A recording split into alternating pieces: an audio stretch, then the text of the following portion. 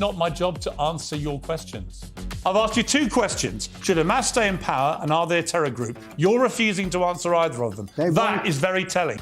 TalkTV, it's the only place where you get the truth. You've done a book on poetry. Poetry and music for the many. I love poetry. We can agree on that.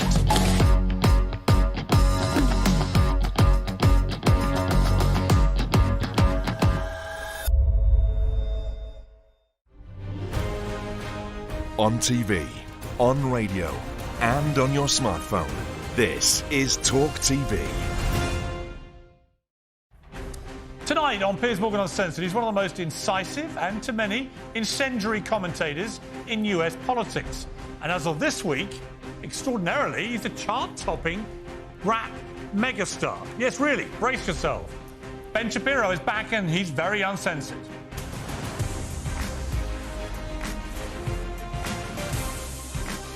Live from the News Building in London, this is Piers Morgan Uncensored.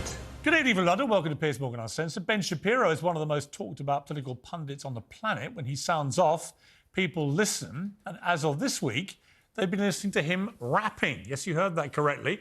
The man who once infamously said, fact, rap isn't music, and if you think it is, you're stupid, sparking international outrage, currently has, this is true, the #1 hip-hop single in the United States. We'll find out why and, frankly, how a little later. But when he's not dropping the rap beats, Ben Shapiro's day job is dropping hard truths. At least that's how he sees it. He's incisive and, as I say, to some incendiary takes on politics, on Trump, on liberal insanity, and, of course, on the Israel-Hamas war, and put him front and centre of the debates we're all having. So tonight, I'm going to have a few debates myself with Ben Shapiro. And Ben, the host of The Ben Shapiro Show, and editor emeritus of The Daily Wire, joins me now. Ben, well, first of all, I don't know quite how to say this with a straight face, but congratulations on being the #1 rap hip-hop star in the world. So first of all, you shouldn't say that with a straight face because it's legitimately the funniest thing maybe in the history of mankind. It's ridiculous and silly and hilarious. And yes, we're very much for it. So yo, yo, yo. From Dr. Dreidel to you. Well, we're going to come back to your hip-hop career a little later, but let's just focus on where we left off last time. I interviewed you 4 days after the appalling terror attacks of October the 7th, when emotions were very raw, and I asked you directly then about what you felt would be a proportionate response by Israel to what Hamas did on that terrible day. And this is what you said. Frankly, I don't believe in proportionate response to terrorism. I believe that the way that you stop terrorism is with wildly disproportionate response. That doesn't mean in terms of targeting civilians. It means in terms of killing as many terrorists as humanly possible. So my question is today, what is the going rate today for human lives? I mean, 2014 was a great year for Ben Shapiro. 88 Israelis were died, and there was 2,329 Palestinians killed on the other side. That is one Israeli for 27 Palestinians. That is a very good exchange rate. What I'm saying is, what is the exchange rate for today? So you guys will be happy. So that was Bassem Youssef's response to you saying, effectively, when you deal with terrorism, there should be no sense of proportion. First of all, your response to what he said there. Listen, Bassem is a very smart guy, and I don't think that sarcasm or bad analogies or moral equivalence are really substitutes for realism or moral clarity about situations like fighting terrorism. No one wants civilians to die, except for Hamas. Hamas actually does want civilians to die, but nobody rejoices when civilians die. No one is looking for an exchange rate of death for death. The point that I was making is that when you are talking about, for example, legal proportionality in terms of just war, what you're talking is about proportionality to achieve your target. There is no actual math that goes into a war where you say, if a certain number of people die on this side versus a certain number of people die on that side, therefore the war is unjust. That's not exactly how war works. War is geared toward achieving a certain goal. Achieving that goal, if it is a moral goal, is moral. And then the question is, what is the minimum amount of force that you need to use in order to achieve that goal? That's what we were talking about when we talk about proportionality. When you're fighting a war like Israel is currently fighting in the Gaza Strip, in which Hamas has embedded itself in virtually every area of life, in civilian neighborhoods, in schools, in hospitals, but beneath cemeteries. When you see Hamas do this sort of stuff, the question is, what level of force must Israel use in order to extirpate that terrorist presence and that terrorist threat? And frankly, Israel would love to do that with a minimum of both Palestinian death and Israeli death, considering that more than 200 Israeli soldiers have been killed in the Gaza Strip. I mean, I'm 1 degree removed from 3 of the soldiers who have been killed in the Gaza Strip. For Israel, that's a heavy burden. Beyond that, Israel has no interest in mass killing of Palestinians. They were perfectly happy to leave the Gaza Strip completely alone, despite heavy rocket fire, for full-on 20 years, from 2005 all the way up till 2023. It's 18 years. And Israel did not participate in, for example, the kind of action that you are seeing, which is a direct result of October 7th.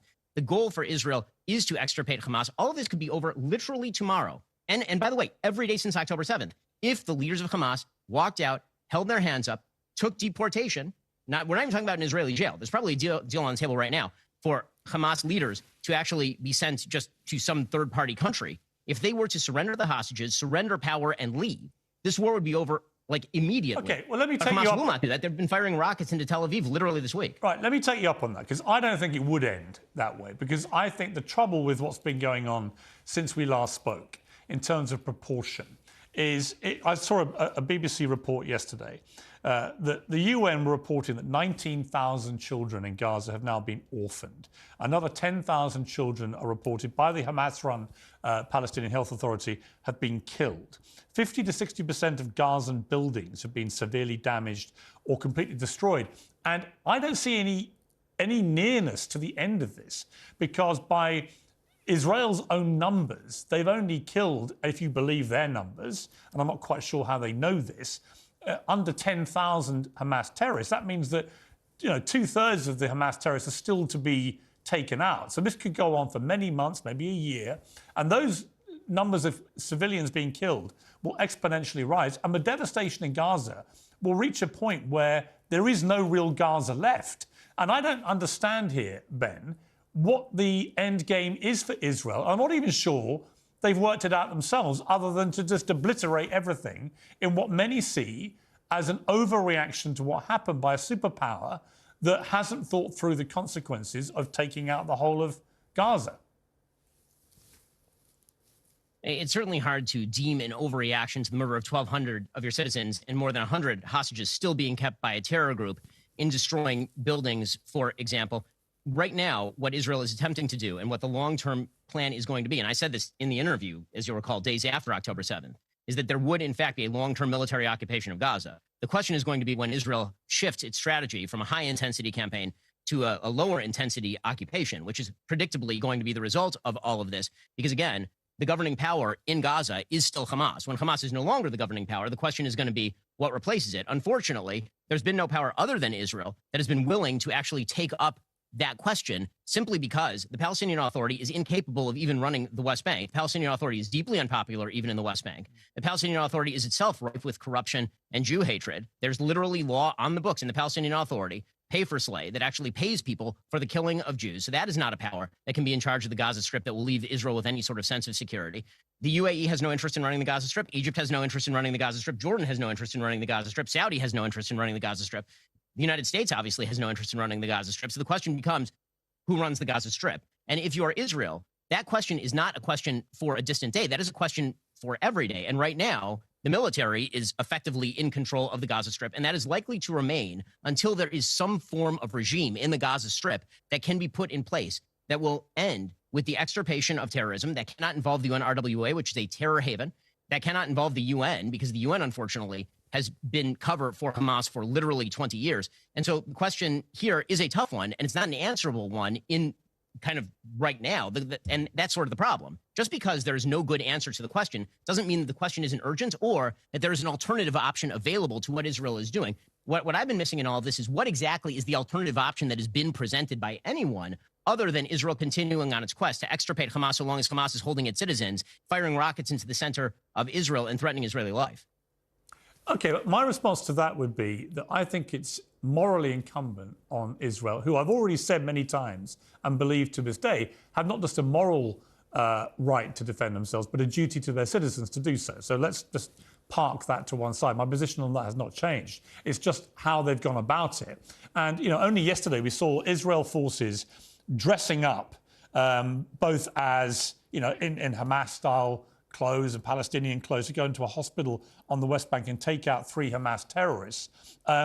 And there are many people, impartial observers, who say that what they did there contravenes international law, that they're effectively committing war crimes because it's a violation of international law to feign protected status, in this case by dressing up as a doctor or patient, in order to invite the confidence of the adversary and then proceed to kill or injure them. And it's also against international law for combatants who've been incapacitated by wounds or sickness and are protected from attack as persons ordered combat. So if they're paralysed or incapacitated, an attack on that individual is prohibited by international law. So I look at that, it seems to be a prima facie case of Israel breaking the law.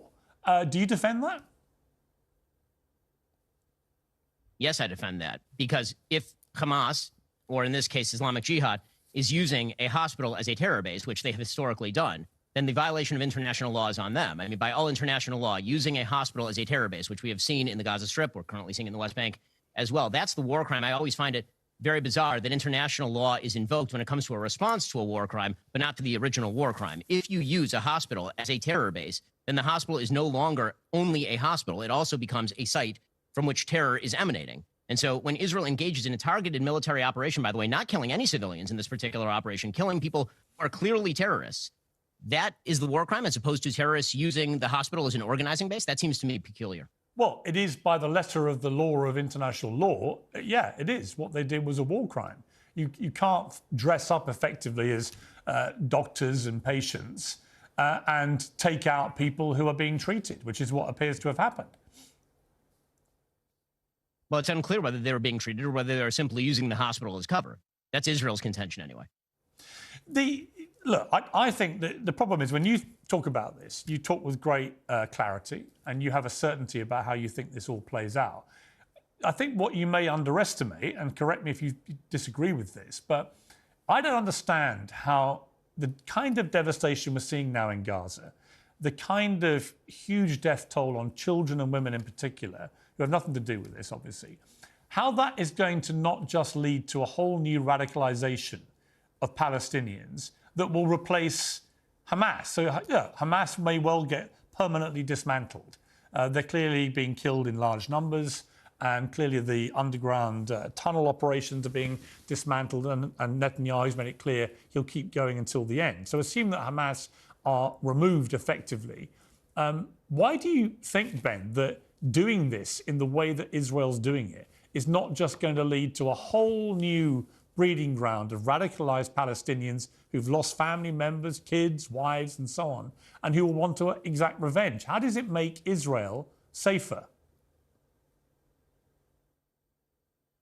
It makes Israel safer by not allowing the governing party in that region to actually be fomenting the violence, providing weaponry, providing education to small children that reinforces all of the Jew hatred and anti-Semitism that has been reinforced in these areas. That's sort of like asking, in the aftermath of World War II, there had been so much unbelievable devastation in Germany, in Italy, throughout continental Europe. How is it the Western powers could expect that there wouldn't be an entire generation of people who would rise up in revenge for all of that? And the answer is that a rebuilding process is going to have to take place. This is currently why, from my understanding, Israel is negotiating with the United States, trying to bring in the UAE, trying to bring Saudi Arabia to essentially put in place some sort of Marshall Plan for the rebuilding of the Gaza Strip. That's going to take outside money. That's going to take a long-term effort. This is not something that can happen overnight. I think one of the big problems in foreign policy is very often that people are looking for the immediate solution at the expense of the realistic solution. And the realistic solution in an area of the world where conflicts go thousands of years deep is not something that's going to happen next week. It's going to have to actually require heavy rebuilding, heavy monetary investment, but monetary investment not via groups that are linked to terror and sponsor terror and foment terror, but linked to groups that actually are going to promote quiescence, that are actually going to promote moderation, that are actually going to promote a future in this region of the world where both parties can coexist.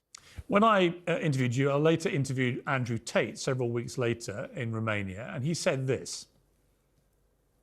So Ben is a warmonger. Ben has been wrong on basically every single issue you can name. He was with you with the vaccine and every other war. Ben is always calling for other people's young men to go and die in some war. He seems to love it. I don't know if he has short man syndrome, but he's always behind his desk calling about how important it is that big, strong men like me go and die.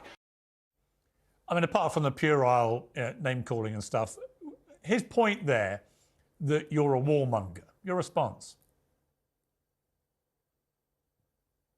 I mean, if the question is whether Israel has a right to defend itself, the answer is, of course. And if the idea is that somehow I'm asking Israeli soldiers to die, Israel is quite unified in its goal. So I'm not sure exactly who he's talking about. The sort of chicken hawk argument simply would not even apply under these circumstances. As far as war, I think that every single conflict the United States should get in, I'm an American citizen, I'm an American. Every conflict the United States gets in we ought to be asking, what is the actual American goal? What is the actual American interest, which is for one reason why I didn't support the war in Libya during the Obama administration. It's why I was very skeptical of American interventionism, whether covert or overt, during the Arab Spring. I thought that was going to end quite poorly. So, again, I think that that's inaccurate, but it's Andrew Tate, so I'm not supremely surprised by that. I'm not sure, exactly what his level of knowledge is on foreign policy issues other than sort of the braggadocio. And his thing that he's a big guy, tough guy, and you've got small man syndrome? I'm not sure what to make of that. I mean, I guess that, if your version of manhood is walking around shirtless, smoking cigars in Romania, then I guess you can have that. That's okay. I mean, sure. My version of masculinity is a little bit different. It's, being married with 4 children and raising a family in a solid community, but I guess to each his own. Do you think Andrew Tate is a good influence on young men in particular around the world? He seems to have a very big one. Is it a good one? I think that Andrew Tate says, as I've said on your show before, I think that his diagnosis of some problems is correct. I think that his actual prognosis and recommendations for solving those problems is more frequently than not deeply incorrect. You tweeted something yesterday, I think, which got a lot of attention online. I just want to quickly ask you about this. It involves a woman called Rachel Corrie. I'm sorry, it was posted yesterday. You originally tweeted it in 2011, and you said, I would love to write a book called Great Idiots of History. Rachel Corrie would make the list. And it got retweeted yesterday and started fizzing around the internet. When you look back at that tweet, do you have any regrets about the way you phrased that? Not particularly. I mean, I think that Rachel Corrie, her death was tragic, but that doesn't mean that she wasn't engaged in deep foolishness. That there are many members of the West who, unfortunately, do act as useful idiots for terror groups. Rachel Corrie was associated with the International Solidarity Movement. She was in the Gaza Strip in Rafah, Gaza in 2003 when Israel was conducting military operations in the middle of the Second Intifada.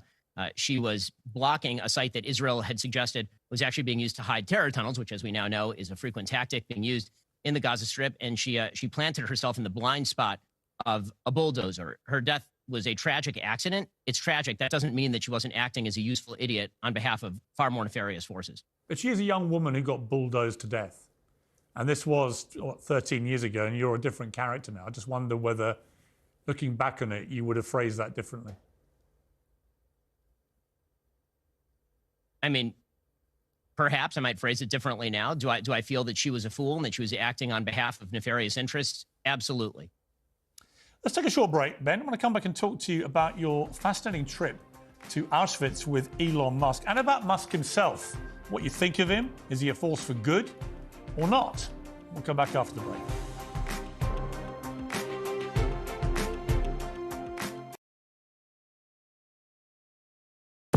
We're here. Thanks for joining us. You're with TalkTV, on radio, online. You're on your smart speaker. Criminals to using XL bully dogs as weapons to threaten others. No matter how well trained, most dog owners will tell you a dog can turn. Do you know what I love about Talk Today? We do it all. Sunak, Suella, scones. A woman can become a man and a man can become a woman. And if you think that, you're certifiably insane. Slick Rishi seemed intelligent, forensic, even a bit of a statesman, the type of man you'd trust to look after your house while you went on holiday. This concept that actually kids wouldn't carry knives if they could go and play tiddlywinks at the corner of a street or whatever. I think it's a nonsense. Happy Birds Night. We slick it, Curan timorous beastie, open up panics in thy breastie. Keir Starmer's accused the government of failing a generation after a record number of young people were killed last year using a knife or sharp object. We need to make sure that when we say we're going to ban them, we actually do ban them. There are so many politicians now who just say my dad was a Boston. Like, you're David Cameron. No, he wasn't. It's like brought to you by Sadiq Khan, the Mayor of London. Very rarely meet anybody that says, you know, the thing about London is it's got a great mayor, Sadiq Khan, brilliant guy. In the cities, there are areas where there are no vegetables. It's particularly difficult for those people to do what Mark is saying. If he comes up with this argument again, I'll sit on it. Stop creating all of these funny little factions with their funny little names. The New Conservatives, the ERG, the Common Sense Research Group, the Red Wall, Red Trouser, Popcorn. I mean, popcorn, what is that? If you're talking about multiculturalism, it's working class white boys who get put in the army. The poorest people in society are the ones who are going to be put on the front line. Something is going horribly wrong. We can do a lot better. Donald Trump didn't just win, he obliterated. This is a guy facing nearly 100 criminal charges, and yet all that's done is actually make him more popular. Trump is canny enough to know that all publicity is good publicity. I don't want a president who's been impeached. If he's able to bamboozle you, that's the way it goes. I did my 6 months, I came back, nobody would touch me. I put my head down, I persisted, I carried on. When I say I am God, I'm not joking. Did you feel Elvis was controlling? I've been answering your question, you answer mine. It's actually not my job to answer your questions. I've asked you two questions. Should Hamas stay in power and are they a terror group? You're refusing to answer either of them. That is very telling. Talk TV, it's the only place where you get the truth. You've done a book on poetry. Poetry and music for the many. I love poetry. We can agree on that.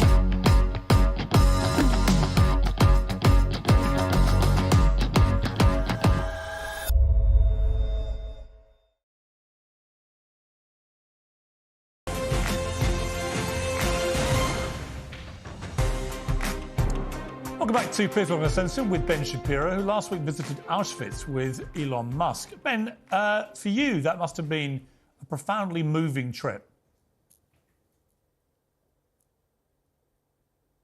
It was definitely a difficult trip, for sure. I'd never been to Auschwitz before, just even on my own. And so that in and of itself was deeply disturbing. Being in Krakow, which was a city with some 70,000 Jews, which basically has no Jewish presence anymore, because of the Holocaust, is obviously a shocking experience. And obviously going at a time when Jews around the world are under disproportionate attack makes it even more shocking, and a reminder that terrible ideology can have truly catastrophic consequences. As a Jewish man, have you grown up always living with slight fear, with your knowledge of history, that something like that could happen again? And when you saw what happened on October the 7th, was that the jolt that you'd always feared? You know, I think that as a Jew, obviously, you spend an awful lot of time learning about Jewish history. And for those who know Jewish history, the Holocaust was really the culmination of a wide series of mass murders of Jews over the course of thousands of years. So the idea that Jews are under threat in an enormous number of countries over the course of history is obviously true and something that you understand from the time that you're very young. You know, I'm uniquely blessed. As an American citizen, America has been the friendliest country to Jews in world history, bar none. It's an unbelievable, free, incredible country. Now, learning about the history of the Holocaust is a reminder that, again, when bad ideologies take over, even in places where Jews think that they are safe. I mean, Jews predominantly thought that they were safe in Germany. It was one of the most sophisticated countries in all of Europe. I mean, Jews fought disproportionately, actually, on the side of the Germans during World War I. When you see that and when you realize that the sort of conspiracism about Jews that led to the Holocaust is still very much alive and well in a lot of different quarters, that is shocking. And October 7th, the reaction by many people in the world to October 7th, which was not to come down on the head of Hamas, but to instead suggest solidarity with Hamas in many cases, to suggest in many places on earth that actually the Jews were in disproportionate control of events in sort of the same conspiratorial language that we've seen historically. The way that crosses paths with more mainstream ideologies, all of that is certainly deeply disturbing. Is there more anti-Semitism that's come to public awareness in the last 4 months or so than you anticipated or realized? Yes, for sure. I mean, if you had told me that there'd be hundreds of thousands of people marching in solidarity with Hamas in various capitals, or that college campuses would become hotbeds of anti-Semitism, I would have found that shocking, even as cynical as I am about politics. So yes, I mean, the rise of anti-Semitism globally in the wake of October 7th is sort of a shocking thing, especially because, again, typically the response of the world in the wake of large-scale genocidal massacres. And when I say genocidal, I don't mean that an actual genocide was perpetrated. Hamas doesn't have the power to perpetrate an actual genocide. They would if they could. But in the wake of such massacres, typically, people tend to rally to the side of the people who have been massacred. In this particular case, again, there was an enormous backlash against Israel that began literally the day after. I mean, there were protesters taking to the streets against Israel before Israel even launched any retaliatory strikes in the Gaza Strip. And that I found absolutely disturbing. Also, again, I think that there is a certain conspiratorial mindset that has become quite common in the West. I see it more on the left than on the right, but there's certainly elements of it on the right that basically suggest that all of the structures of modern Western life are rigged, that the game is rigged. It's rigged based on hierarchical privilege, that the people at the top of that hierarchy privilege status are disproportionately white males, and that Jews are a subset of white males, and that you can actually tell who's the exploiter, who's the victimizer by amount of success in Western society. That is a deeply pernicious idea that tends to cross paths pretty easily with anti-Semitism. You went with Elon Musk, as I mentioned, and he's had a pretty rough ride in the last couple of months after he tweeted, "You have said the actual truth," responding to a post that falsely claimed that Jewish people push hatred for white people. He's since apologized for that, and he went on this trip with you. But some people think he is anti-Semitic. I don't think he is, but what was your experience of traveling with him to Auschwitz? Elon Musk is definitely not an anti-Semite. And for people who are sort of jumping on various Twitter comments to suggest that he is, I would suggest that you look at the full corpus of everything that he's had to say on anti-Semitism, on Israel, on what's going on in the world post-October 7th. It's very hard to come to that conclusion. You know, one of the things that I've said about Elon is that Elon is, he can be Trumpy in the way that he uses Twitter, that he sort of puts out whatever he's thinking in the moment, unedited. That's one of the benefits. It's one of the drawbacks.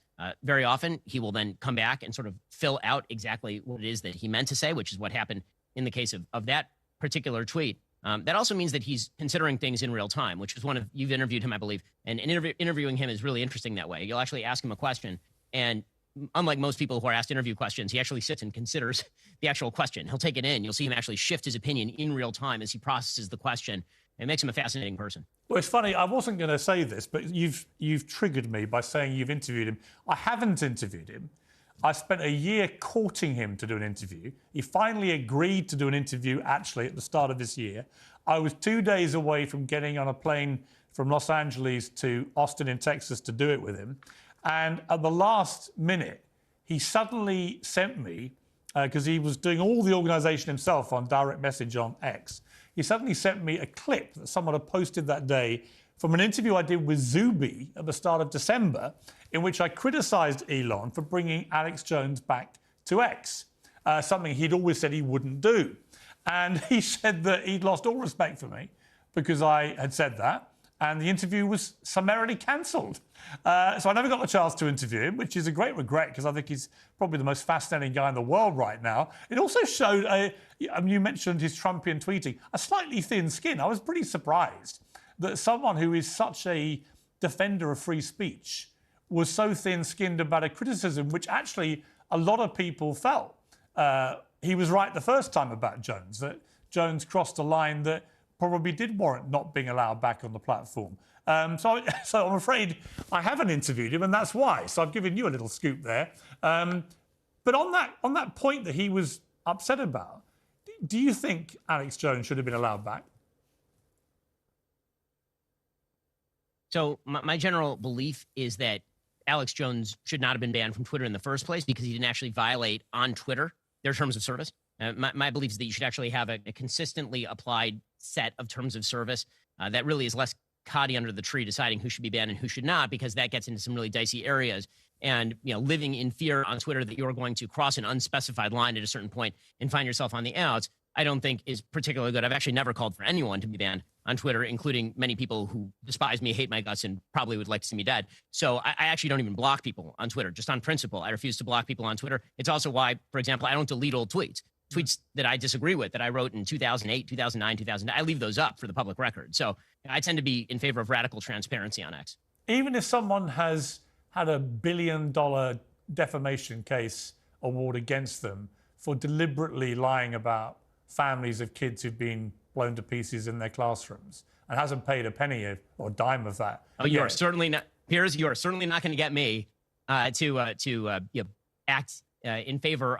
Alex Jones and I do not get along. I think this is pretty clear publicly. I think that Alex Jones lies a lot. I think Alex Jones promotes conspiracy theories. I think that Alex Jones is a wild personality, and apparently in his divorce case, he claimed that many of the things that he says are for show. That's what Alex does. That's his shtick. But when it comes to would I ban him from a platform if I owned a platform, as opposed to, for example, owning a publication or being co-owner of a publication, which I am over at Daily Wire. I mean, I don't have to hire Alex Jones at Daily Wire to suggest that if you have an app that's like a town square, that even people I absolutely think are execrable should be allowed to be on there. One of the best things I think that Elon has brought to X is the community note system, which I would hope would be used when people promote lies on X. I've actually agreed with pretty much everything Elon Musk has said and done. That's why him cancelling the interview was so painful. So perhaps given you're such big buddies, you could put a good word in for your old mate across the pond, could you?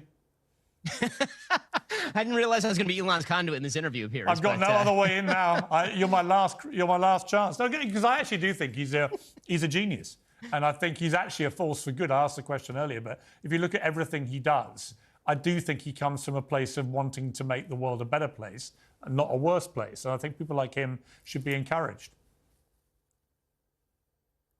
I mean, I totally agree with that. I mean, the world requires audacious thinkers. Elon Musk is an audacious thinker.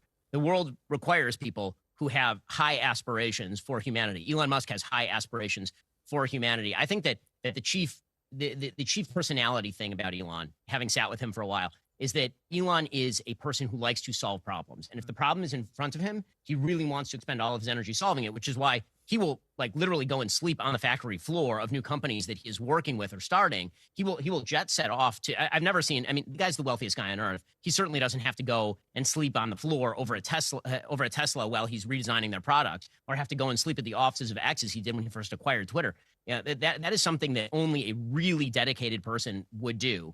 And I think that is beyond argument. What Elon is trying to do, even when I disagree with him, is truly an audacious thing. He's a big thinker. It's a deeply American ideal. I mean, to be America-centric here, it's a deeply American ideal to shoot for the stars. And he's literally doing that. So I think that shouldn't be lost in all of the hubbub around whatever he's saying on X today. Yeah, no, I completely agree. And actually, you're the perfect person to put a good word in, because you and I locked horns in spectacular fashion at CNN. But here you are, like nothing happened.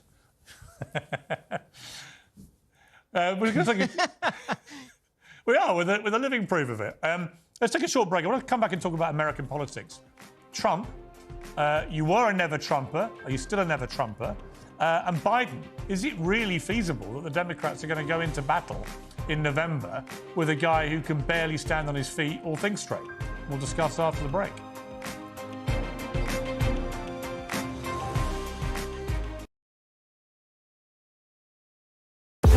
We're here. Thanks for joining us. You're with TalkTV, on TV, on radio, online. We're on your smart speaker as well. Do you know what I love about Talk Today?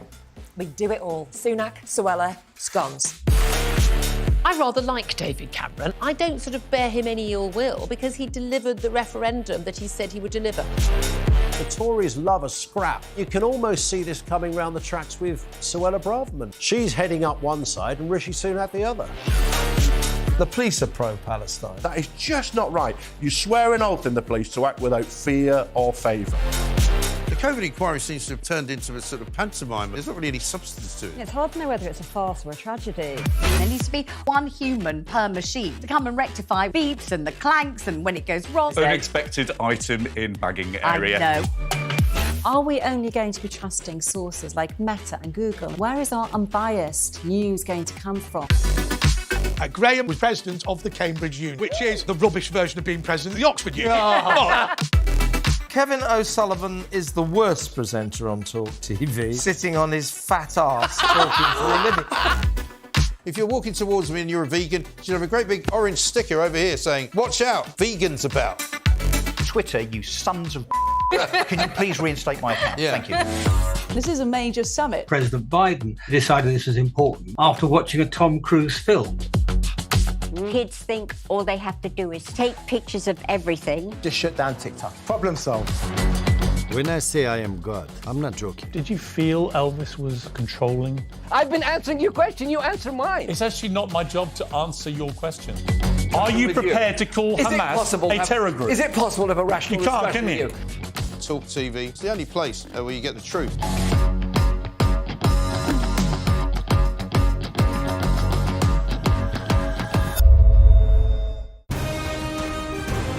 This is Talk TV.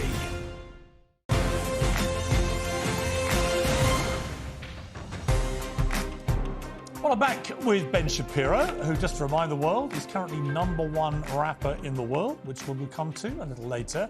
Ben, let's talk Donald Trump, who's really making one of the all-time great comebacks that politics has ever seen, not just in America, but anywhere. He seems now nailed down for the Republican nomination, and polls I saw today show him significantly up now in almost every swing state, I think, against Joe Biden, who is showing increasing signs of senility and dementia. Now, you in 2016, in March, I think it was, said this about Trump. If we don't say no to Donald Trump now, we will continue drifting ever further left, diluting conservatism into the vacillating, demagogic absurdity of Trumpism. Conservatism will become the crypto-racist, pseudo-strong, quasi-tyrannical, toxic brew leftists have always accused it of being, and we will have been complicit in that. How do you feel today?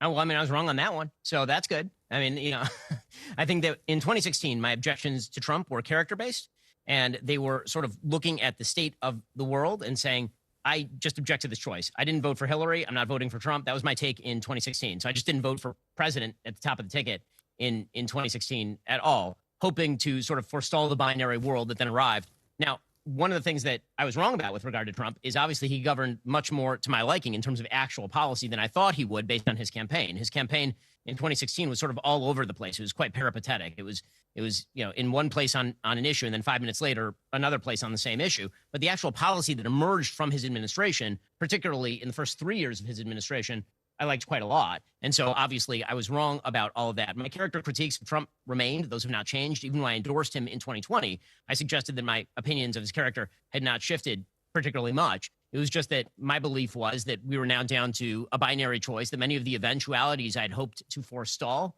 by basically not involving myself in the 2016 election, whatever had happened and now happened. And so the situation had changed. I feel the same way with regard to 2024. So obviously, Trump against Biden, I'll vote for Trump. You were in the DeSantis camp, and he kind of fizzled away. I suspect it was really almost out of his hands, in the sense that the moment they began throwing all the indictments at Trump, his poll numbers just began to rocket in a way that it was almost impossible for any other candidate to do anything about it. So I don't really blame DeSantis or his campaign. I think it was just an unstoppable tsunami of support that flooded in for Trump right when he most needed it. And it came because the Democrats decided to play throwing the kitchen sink at stopping him. And by doing that, all they did was embolden him and make him stronger.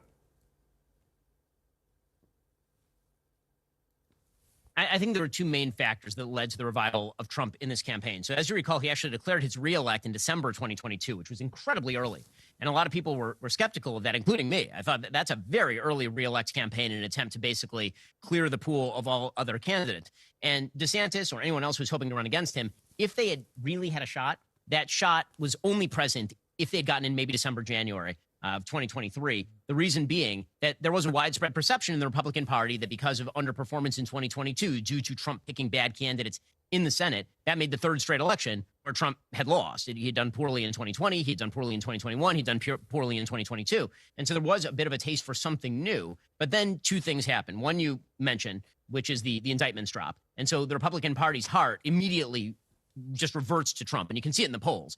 DeSantis is running even with Trump up till the indictments. The indictments happen, Trump skyrockets, DeSantis drops in proportionate amount. And then there's a second factor, and that is Joe Biden's a terrible president. And so as his poll numbers started to really drop significantly, the big argument that any other Republican had against Trump, which is he's not electable, Biden's going to beat him, that went away. Because when every poll is showing Donald Trump competitive with or ahead of Joe Biden, that argument just doesn't exist anymore. So DeSantis' chief argument, which is you'll get Trumpism without actually Trump.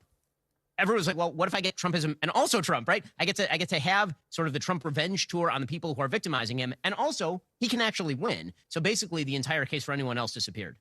This election will see 8 million new voters in the US electorate and 41 million Gen Z voters. It's apparently, according to one poll, 18% of voters say they're more likely or significantly more likely to vote for a candidate endorsed by Taylor Swift, the phenomenon of our age. And a lot of conservatives have got very upset about this and think that she's going to deliberately sabotage the whole thing by saying vote Biden. Do you think this is a bit ridiculous, this whole debate, or is there a point to it? It's not a little bit ridiculous. It's a lot ridiculous. Taylor Swift endorsed Biden in 2020. So, like, who cares? Also, that same poll, by the way, shows that 17% of Americans said they would be less likely to vote for Joe Biden if Taylor Swift endorsed Joe Biden. So basically, it's a wash.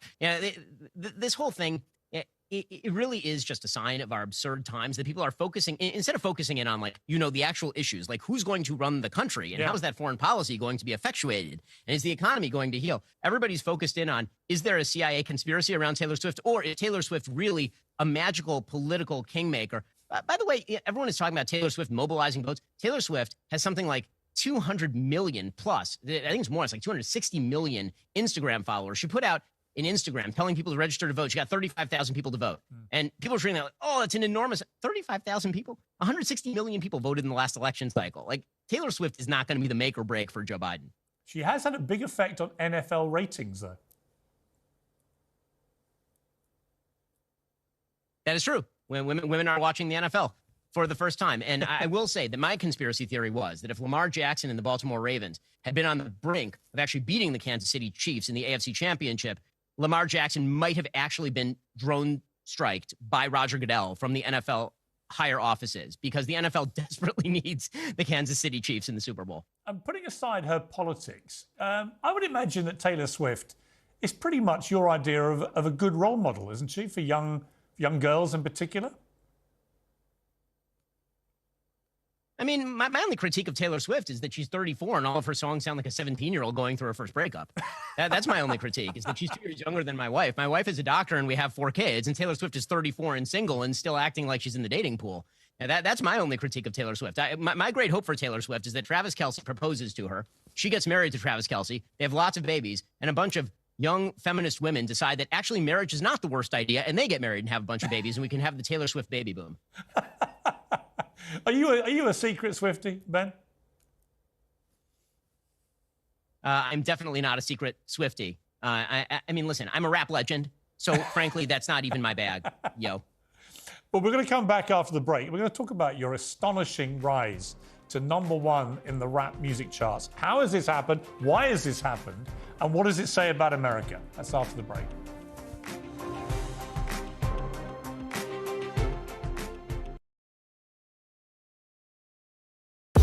We're here. Thanks for joining us. You're with TalkTV, on TV, on radio, online. And we're on your smart speaker. Criminals using XL bully dogs as weapons to threaten others. No matter how well trained, most dog owners will tell you a dog can turn. Do you know what I love about Talk Today? We do it all. Sunak, Suella, scones. A woman can become a man and a man can become a woman. And if you think that, you're certifiably insane. Slick Rishi seemed intelligent, forensic, even a bit of a statesman, the type of man you'd trust to look after your house while you went on holiday. This concept that actually kids wouldn't carry knives if they could go and play tiddlywinks at the corner of a street or whatever. I think it's a nonsense. Happy Birds Night. We slick it, Curan timorous beastie, open up panics in thy breastie.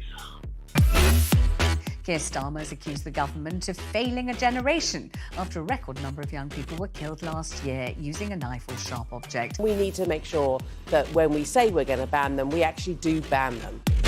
There are so many politicians now who just say my dad was a Boston. Like, you're David Cameron. No, he wasn't. Like brought to you by Sadiq Khan, the Mayor of London. Very rarely meet anybody that says, the thing about London is it's got a great mayor, Sadiq Khan, brilliant guy. In the cities, there are areas where there are no vegetables. It's particularly difficult for those people to do what Mark is saying. If he comes up with this argument again, I'll sit on it. Stop creating creating all of these funny little factions with their funny little names. The New Conservatives, the ERG, the Common Sense Research Group, the Red Wall, Red Trouser, Popcorn. I mean, popcorn, what is that? If you're talking about multiculturalism, it's working class white boys who get put in the army. The poorest people in society are the ones who are going to be put on the front line. Something is going horribly wrong. We can do a lot better. Donald Trump didn't just win, he obliterated. This is a guy facing nearly 100 criminal charges, and yet all that's done is actually make him more popular. Trump is canny enough to know that all publicity is good publicity. I don't want a president who's been impeached. If he's able to bamboozle you, that's the way it goes. I did my 6 months, I came back, nobody would touch me. I put my head down, I persisted, I carried on. When I say I am God, I'm not joking. Did you feel Elvis was controlling? I've been answering your question, you answer mine. It's actually not my job to answer your questions. I've asked you 2 questions. Should Hamas stay in power and are they a terror group? You're refusing to answer either of them. That is very telling. Talk TV. It's the only place where you get the truth. You've done a book on poetry. Poetry and music for the many. I love poetry. We can agree on that.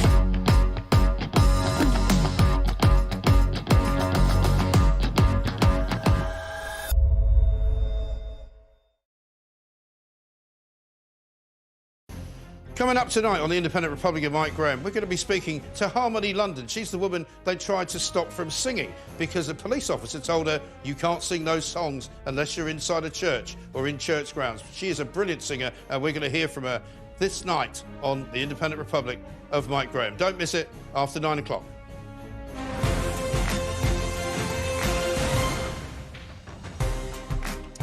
Welcome back to Uncensored. Ben Shapiro is still with me. Now, Ben, 4 years ago, you were pretty scathing in your criticism of rap and hip-hop. From the outside, when I listen to hip-hop, I don't hear a lot of family-oriented messages. In fact, I hear a lot of messages that are degrading to women. I hear messages that push violence, that are disparaging to the police. I hear messages very often that seem to treat relationships between men and women as something disposable or glorify mistreatment. Yet here you are, the same Ben Shapiro, the rap hater. Here's a clip from your #1 hit. Listen.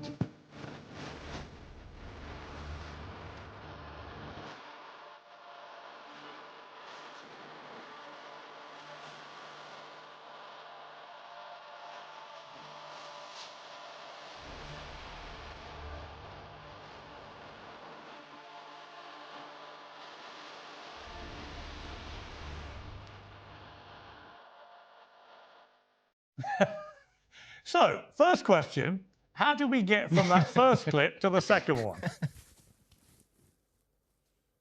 You know, life is a journey, Piers. And I've decided to take that journey one step at a time. Just never know what life is going to throw your way. If my parents had known when they spent thousands of dollars on 15 years of classical violin lessons with some of the best teachers in the world, that my musical career would culminate in me at the top of the world rap charts, I can only think that they would be incredibly proud. And just so proud that they spent all of that time so that I wouldn't at least clap on 1 and 3.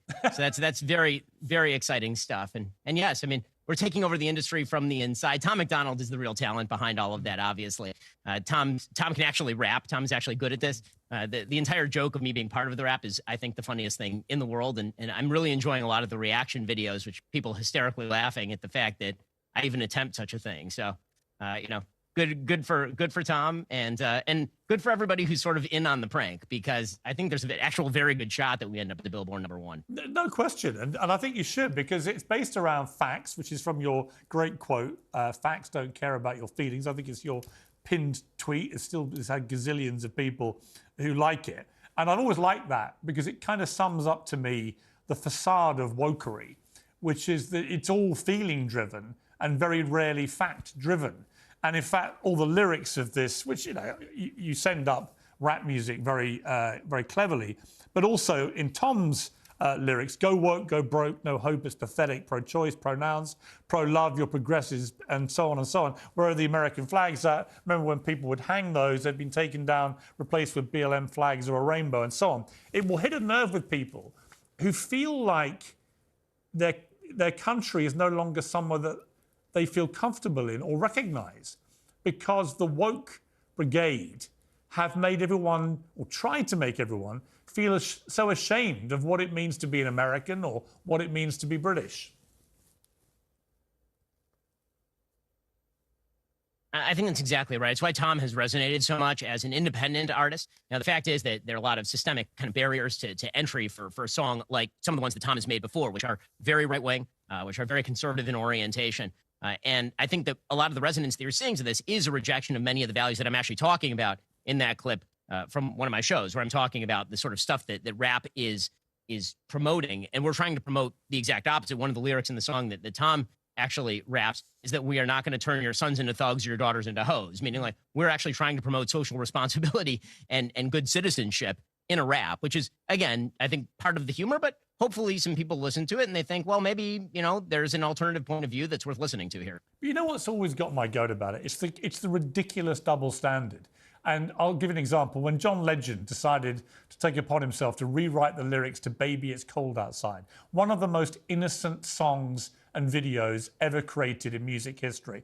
And yet he decided to cleanse it up to make it Me Too friendly because apparently it was involving sexual assault, although everybody knows it wasn't. But he didn't say a word about any of his rap friends and their truly disgusting, violent, misogynist lyrics. It didn't cross his mind to rewrite one of those because that wouldn't have given him street credibility. That would have damaged him. Whereas playing we've got to clean up this shocking Baby It's Cold Outside, that was a virtue signaling winner.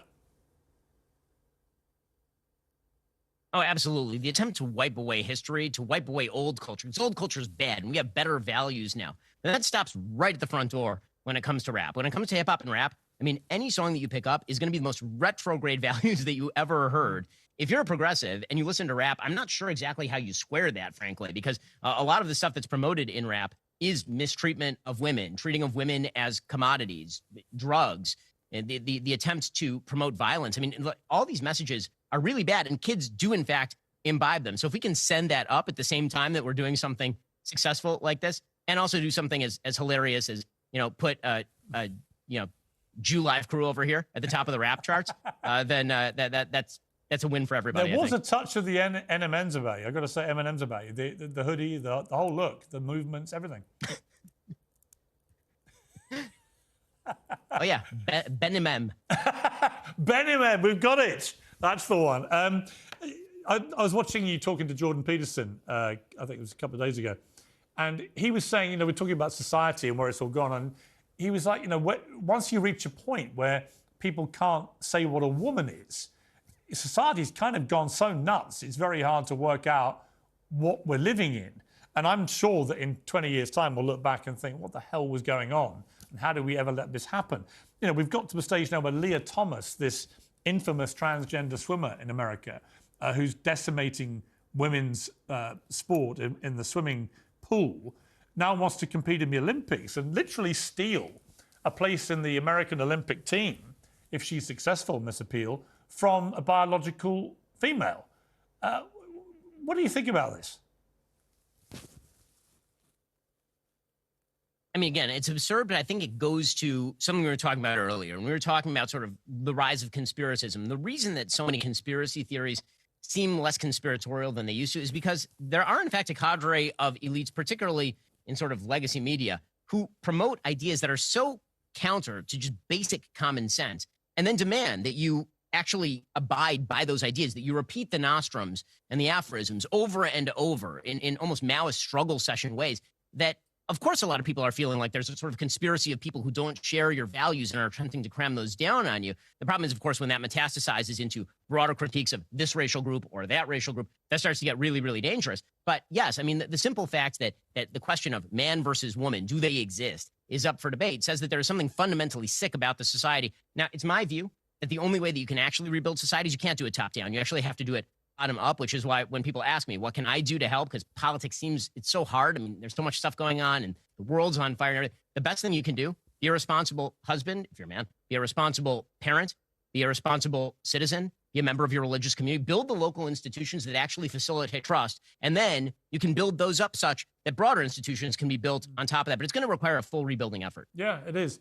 One of the things I really like about you, Ben, apart from the fact you're staggeringly successful businessman through the portal of your opinions, which I'm fully signed up to. Is that you're very comfortable and willing, in fact, eager to get into the debating fray with people who completely disagree with you. You're quite happy to engage with the enemy in that sense. But we live in an era where so many people are now too terrified to do that. They only want to exist in their tribe, driven by social media. What do we do about that? I mean, frankly, I think that all you can do is try to use your platform to talk with people of various sides who disagree with you. Now, again, I think that there is such a thing as an Overton window, right? I'm not interested in sitting down with somebody who's espousing the murder of all Jews, for example. I agree with you. There is such a thing as the Overton window. With that said, I think that good faith conversations happening across the aisle is deeply important, not only because it clarifies positions, but also it does rebuild that social trust that is clearly falling apart. Because one of the biggest problems we have is what I've termed sort of the happy birthday problem, which is, you're a public figure, Piers. How many people do you know who will text you happy birthday but will not tweet it for fear that they might receive blowback simply for recognizing that you were born of woman? That sort of problem is the sort of thing that I think fundamentally carves away at a society. Because if we can't at least acknowledge that we're part of the same civilization, that we share probably 80% of our values, even if we disagree strenuously on the other 20%, that's not a civilization that can be preserved. No, I agree. Ben, we've run out of time. I love talking to you. Please come back whenever you can fit us in. The Ben Shapiro Show is fantastic. The Daily Wire is fantastic. I love the uncensored opinions you bring, and I love you coming on Uncensored. So thank you very much indeed for joining me. Great to see you, Piers. That's it from me. Whatever you're up to, like me and Ben, keep it uncensored. Good night.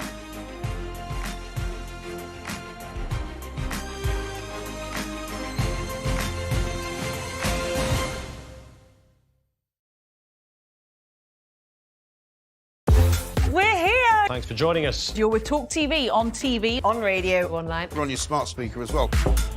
They have made a statement condemning Hamas. We expect to see the Crown revisit Harry's anti-Semitic Halloween costume. Criminals using XL bully dogs as weapons to threaten others. No matter how well trained, most dog owners will tell you a dog can turn. Do you know what I love about Talk Today? We do it all. Sunak, Suella, scones.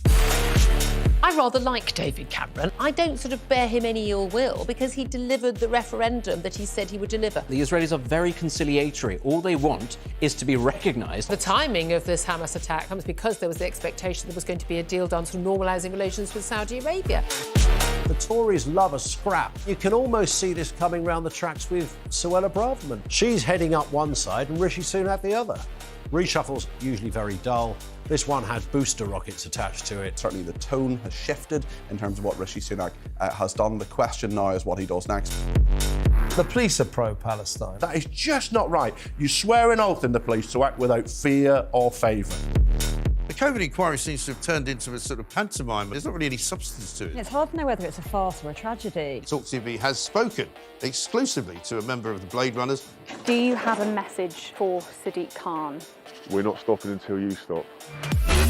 The amount of time it's taken, the number of illegal migrants currently sent by us to Rwanda, zilch. The amount of money it's cost, what are we saying it's cost? About 140 million. 140 million pounds so far. So 140 million pounds, so far result nil, absolutely nil. Are we only going to be trusting sources like Meta and Google? Where is our unbiased news going to come from? Calais in winter is cold. That is from the Jeremy Corbyn book. Kevin O'Sullivan is the worst presenter on Talk TV, sitting on his fat arse talking for a living. If you're walking towards me and you're a vegan, you should have a great big orange sticker over here saying, "Watch out, vegans about." The weirdest plank that we've had in, 3 years? Hundreds and hundreds of mice in a box, which he walked into a branch of McDonald's. McMouse Man. McMouse Man, yeah. McMouse Man. It should be easy enough to catch this guy, shouldn't he? I mean, he's got a house full of mice. He's on This is a major summit. President Biden decided this was important after watching a Tom Cruise film. Do you